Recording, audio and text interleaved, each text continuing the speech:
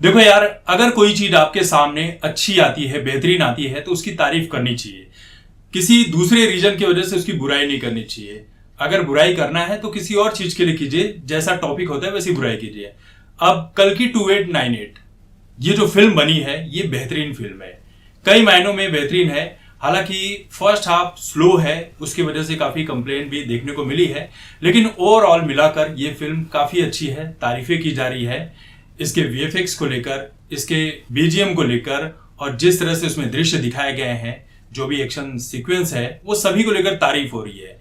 और अब तक ये जो फिल्म है 600 करोड़ के बजट में बनी है, और अभी तक इसने 550 करोड़ रुपए की कमाई कर ली है, जो कि विकिपीडिया पर दिख रही है। हालांकि कुछ लोगों को ये चीजें रास नहीं आ रही है, वो कह रहे हैं कि यार इतनी बकवास फिल्म है, कैसे हिट हो गई। प्रभास को कॉमेडी करने का कोई तरीका नहीं है, प्रभास को कॉमेडी करनी नहीं आई, क्या कुछ भी बना दिया है। तो ये तमाम चीजें निकल कर आ रही है, लेकिन मानना होगा कि उसी बजट में बॉलीवुड में एक फिल्म बनी थी आदि पुरुष, 700 करोड़ के बजट में। आप 700 करोड़ के बजट में देखिए कि पूरे इतिहास की धज्जियां उड़ा दी गई।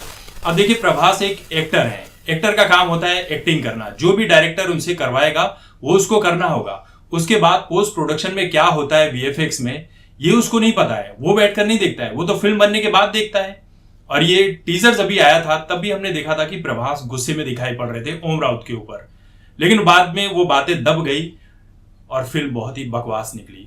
आपने ब्रह्मास्त्र देखा, ब्रह्मास्त्र वीएफएक्स के मामले में काफी अच्छी फिल्म थी, एक्शन भी ठीक ठाक था, लेकिन उसकी कहानी बहुत ही लचर थी और उस लेवल तक नहीं पहुंच पाई, इसलिए उसके पार्ट 2 और 3 की तो बात ही नहीं हो रही है, कोई माहौल ही नहीं बन रहा है। अब बॉलीवुड में कई सारे ऐसे लोग हैं जिनको ये फिल्म रास नहीं आ रही है, कह रहे हैं कि यार ऐसा है वैसा है, प्रभास की तो कुछ खास एक्टिंग ही नहीं है। हालांकि प्रभास ने क्लाइमेक्स में जो एक्शन किए हैं वो काफी पसंद किए जा रहे हैं, लेकिन इस पूरे फिल्म में आप देखेंगे कि दीपिका पादुकोण, जो ऑलरेडी प्रेग्नेंट है रियल लाइफ में, वहां पर फिल्म में अच्छी तरह से इस्तेमाल कर लिया गया उस चीजों का, और उसके बाद या हो सकता है कि वीएफएक्स का भी उसमें इस्तेमाल किया गया हो। और कमल हसन को किस तरह से इतना बुजुर्ग दिखा दिया गया, बाद में जब सीरम डाला जाता है उनके बॉडी के अंदर, जो एक बूंद डाली जाती है, किस तरह से जवान दिखते हैं। यानी पार्ट 2 में वो अच्छे खासे जवान दिखाई पड़ने वाले हैं।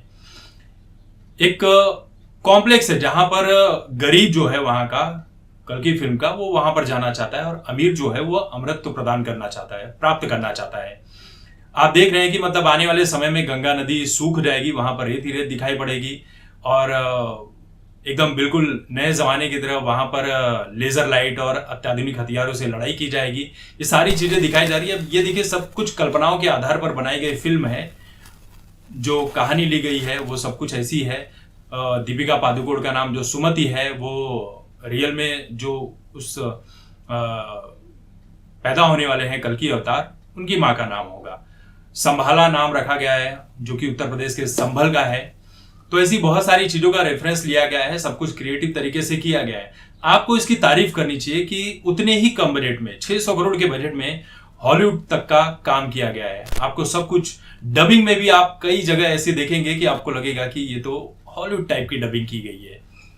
तो बहुत कुछ बेहतरीन है, आप देखिए, एंजॉय कीजिए। हर चीज में कमी ढूंढने जाएंगे तो आपको सिर्फ कमी ही कमी दिखाई पड़ेगी। जो अच्छी चीजें बनी उसकी तारीफ कीजिए। हालांकि मैं अभी भी ये कह रहा हूं कि फर्स्ट पार्ट काफी स्लो है, लेकिन सेकंड पार्ट फुल एंटरटेनिंग है, आप मजा कर सकते हैं। खासकर अमिताभ बच्चन की इसमें काफी तारीफ हो रही है, जिस तरह से उनकी लंबाई दिखाई गई है वीएफएक्स का इस्तेमाल करके, जैसा कि उस जमाने में होती थी लोगों की हाइट, और कलयुग में किस तरह से छोटी होती है, तो प्रभास की हाइट छोटी दिखाई गई है। ये सारी चीजों का ध्यान बड़े बारीकी से रखा गया है, और ये फिल्म अच्छा कर रही है, लोग देख रहे हैं, तो देख रहे हैं, अच्छी चीज बनी है तभी देख रहे हैं ना।